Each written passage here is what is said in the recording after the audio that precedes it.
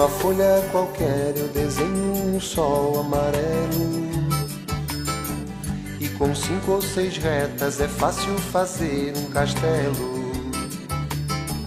Com o lápis em torno da mão e me dou uma luva, e se faço chover com 2 riscos tem um guarda-chuva.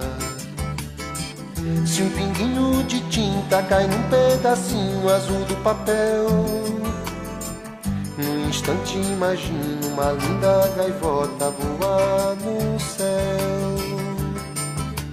Vai voando, contornando a imensa curva, norte e sul, vou com ela, viajando Havaí, Pequim ou Istambul. Pinto um barco à vela, branco navegando, é tanto céu e mar num beijo azul. Entre as nuvens vem surgindo um lindo avião, rosa e grená, tudo em volta, colorindo com suas luzes a piscar. Basta imaginar e ele está partindo, sereno, lindo, e se a gente quiser, ele vai pousar.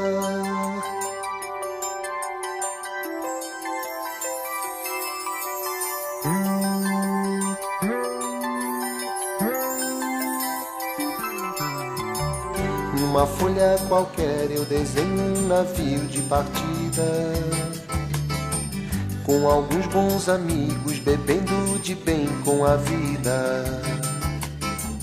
De uma América a outra eu consigo passar num segundo. Giro um simples compasso e num círculo eu faço o mundo. Um menino caminha e caminhando chega no muro, e ali logo em frente a esperar pela gente o futuro está. E o futuro é uma astronave que tentamos pilotar. Não tem tempo, nem piedade, nem tem hora de chegar. Sem pedir licença muda a nossa vida e depois convida a rir ou chorar.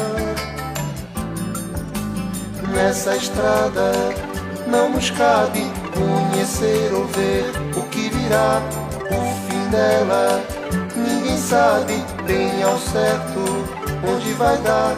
Vamos todos numa linda passarela de uma aquarela que um dia enfim descolorirá. Numa folha qualquer eu desenho um sol amarelo que descolorirá. Com 5 ou 6 retas é fácil fazer um castelo que descolorirá. Giro um simples compasso e num círculo eu faço um mundo que descolorirá.